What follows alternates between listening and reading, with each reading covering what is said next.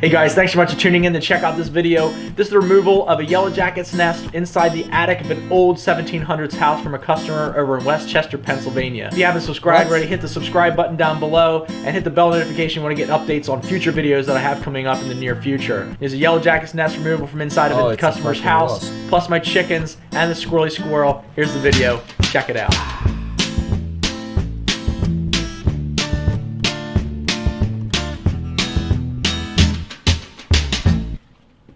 Alright guys, so we're just going to get right into this removal.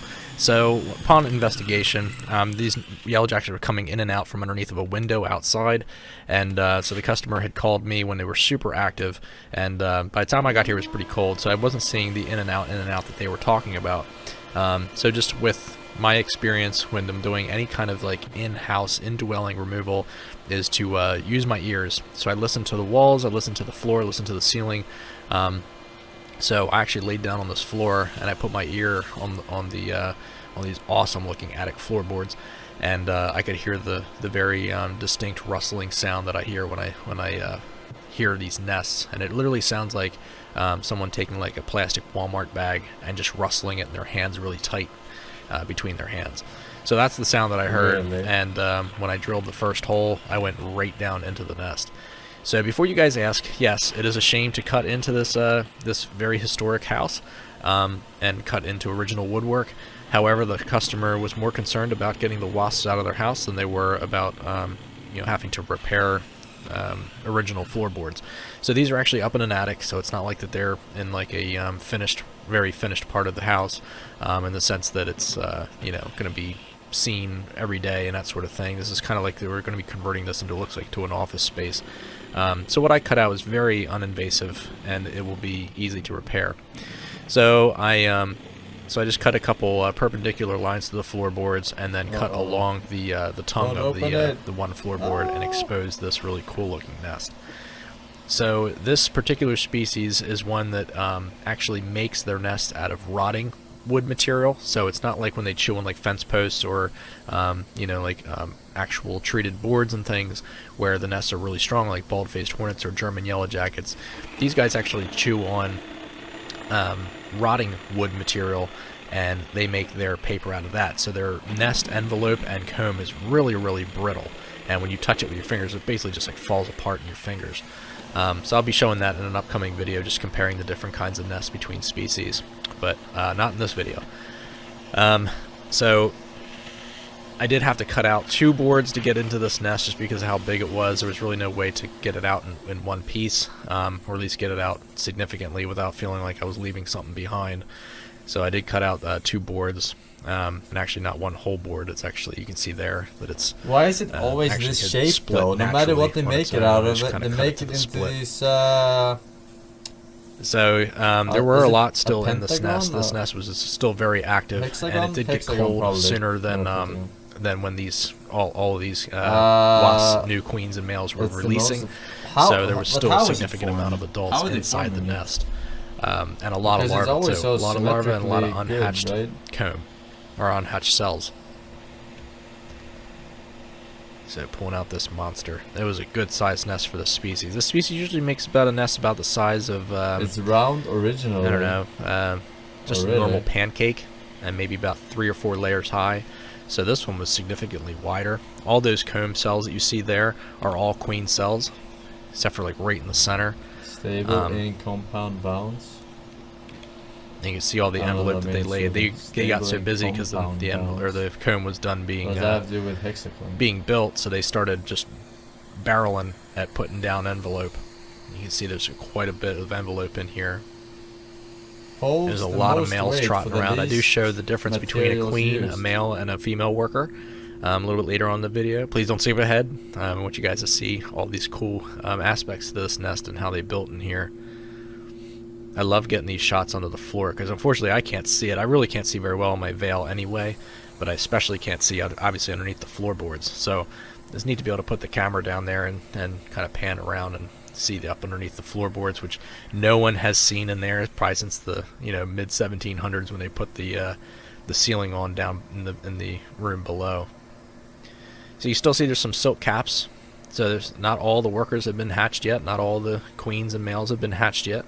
which is wild to think about because there were a lot in this nest already, as you saw previously in the beginning of the video. And you see all those little support structures, all these little vertical bits? That's what holds the comb separate from each other, so that way they can crawl in between. And that's usually the stuff that I have to pry them apart with my crowbar. I have to pry those pieces apart.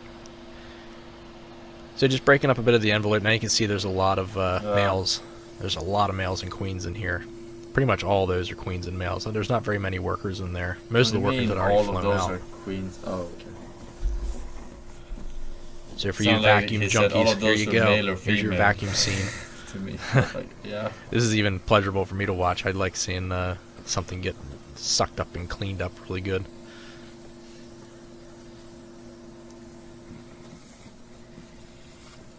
So you see it just kind of breaks apart, like it doesn't like stay in like full sheets like bald-faced hornet nest envelope goes. And I'm able to see here that there was a little bit more envelope in there, and obviously some workers still in there. And you can see all of them down the way. You can see there's like lines of them, almost like an ant trail. They were just crawling all the way through between those rafters and in that flooring space. Don't you have to kill every single one? Otherwise, they're just gonna build. Even if you remove the nest. So they will eventually either leave the nest and die because it's cold outside, or I did spray up in there just to kill as many as I could. They weren't really going to pose much of a threat to the homeowner because, as you can see, most of them were males, which males can't sting. Queens can sting, but I mean, not unless they're provoked. Workers, on the other hand, they will attack if they feel, you know, they see somebody up running around and feel the vibration of footsteps and things. I did open the window because I figured if they're going to fly outside, they're going to die from the cold anyway. So it was really cold this day. It was like 31 degrees.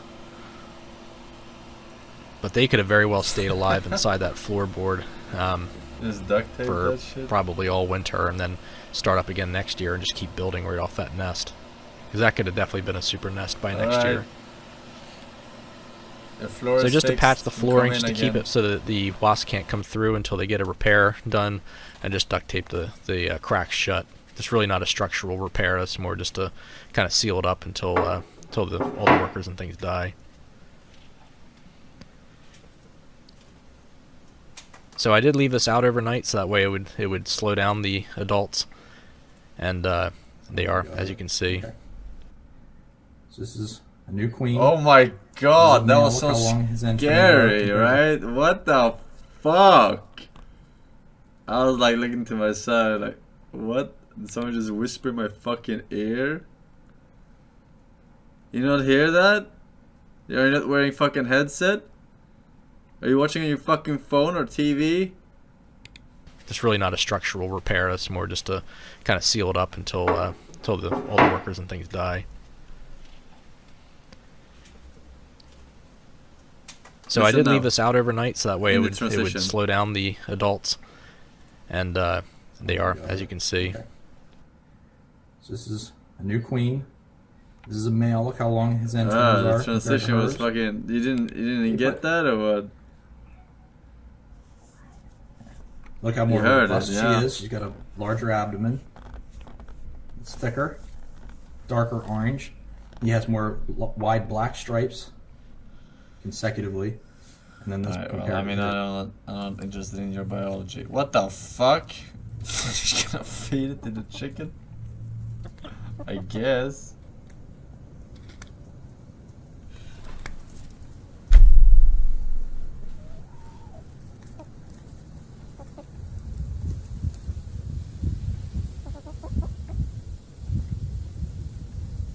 Those are larvae or cocoons. Those white ones. Get away, man! That chick is killing us.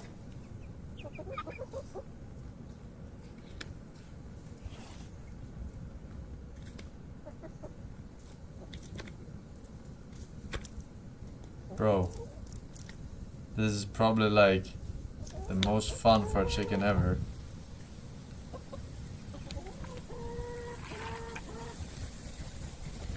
Like a buffet.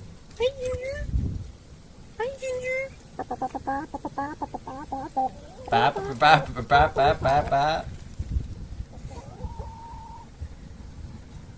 Paul P. Oh, Peter. Yeah. I mean, obviously this guy's a bee expert. I would think that they could get stung in their throat or something, or like, or maybe he removed them. Nah, I don't know. Probably, like he said, the worker ones, but maybe these are all males or something. Those are males. Oh, okay, those are all males. Nasty having that under your fucking flooring, huh? Very nasty indeed. Revamping perhaps.